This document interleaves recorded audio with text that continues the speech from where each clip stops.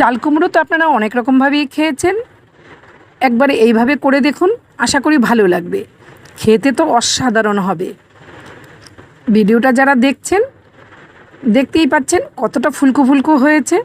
এই রকম চাল কুমড়োর বড়া গরম ভাতের সাথে ঘি আর একটা কাঁচা লঙ্কা, এক থালা ভাত এক নিমিষেই শেষ হয়ে যাবে। আর যদি ডাল থাকে, ডালের সাথে তো এরকম চাল কুমড়োর বড়া আর কোনো কথাই হবে না, দারুণ লাগে খেতে। চলুন এবার চলে যাচ্ছে আমি মূল রেসিপিতে। নমস্কার বন্ধুরা, সবাই কেমন আছেন? আশা করি ভালো আছেন। আপনাদের ভালোবাসায় আমিও খুব ভালো আছি। একটা চাল কুমড়ো আমি এরকম পাতলা করে স্লাইস করে কেটে নিয়েছি, ভালো করে ধুয়ে নিয়ে চলে এসেছি। এইবার দিয়ে দিলাম লবণ আর হলুদ, পরিমাণ করে দিয়েছি লবণ আর হলুদটা। এবার চাল কুমড়োটা এইভাবে হাত দিয়ে ভালো করে মেখে রেখে দেবো, তাহলে চাল কুমড়োটা নরমও হয়ে যাবে, চাল কুমড়ো থেকে কিছুটা জলও বেরিয়ে আসবে। আমি 10 মিনিট রেস্টে রেখে দেবো। এইদিকে একটা ব্যাটার বানিয়ে নিচ্ছি। এখানে আমি পরিমাণ মতো দিয়ে দিলাম বেসন। আপনারা চাল কুমড়োর পরিমাণ বুঝে আপনারা দেবেন। আর একটু মুচমুচের জন্য দিয়ে দিলাম চালের গুঁড়ো। তারপরে দিয়ে দিলাম একটু কালো জিরে, হলুদ আর লবণ। একটু ঝালের জন্য দিয়ে দিলাম চিলি ফ্লেক্স।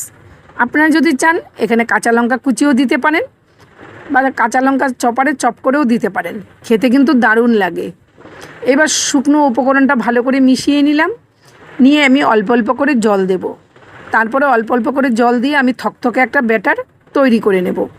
বন্ধুরা, যদি এই ভিডিওটা ভালো লেগে থাকে সবার সাথে শেয়ার করে দেবেন। এইরকম একটা চাল কুমড়ো রেসিপি সবাইকে দেখার সুযোগ করে দেবেন। এই যে তেলটা গরম হয়ে গেছে, আমি গ্যাসে বসিয়ে দিয়েছি আগের থেকেই। 1 চামচ গরম তেল ওই ব্যাটারে ঢেলে দিলাম, তাহলে এই চাল কুমড়োর বড়াটা কিন্তু দারুণ খাস্তা হয়। তারপর দেখুন কতটা জল বেরিয়েছে। এবার আমি এই জলটা ফেলে চাল কুমড়োর বড়াটা ব্যাটারে ডুবিয়ে একে একে ভেজে নেব।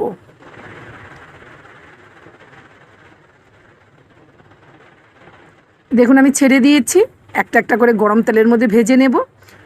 খুব সুন্দর হয়, দেখুন আস্তে আস্তে ফুলে উঠেছে।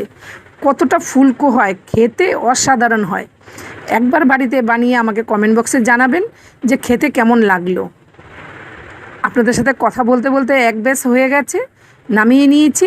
এইবার আমি একে একে সমস্ত চাল কুমড়োর বড়াগুলো ভেজে নামিয়ে নেব। ফেসবুক থেকে ফলো, ইউটিউব থেকে সাবস্ক্রাইব করে আমার পাশে থাকবেন।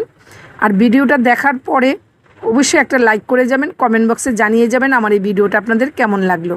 তাহলে তো আমি আপনাদেরকে ধন্যবাদ জানাতে পারবো।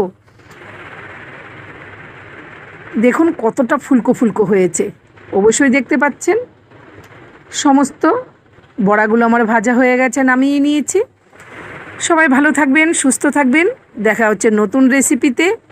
ভিডিওটা দেখার জন্য ধন্যবাদ।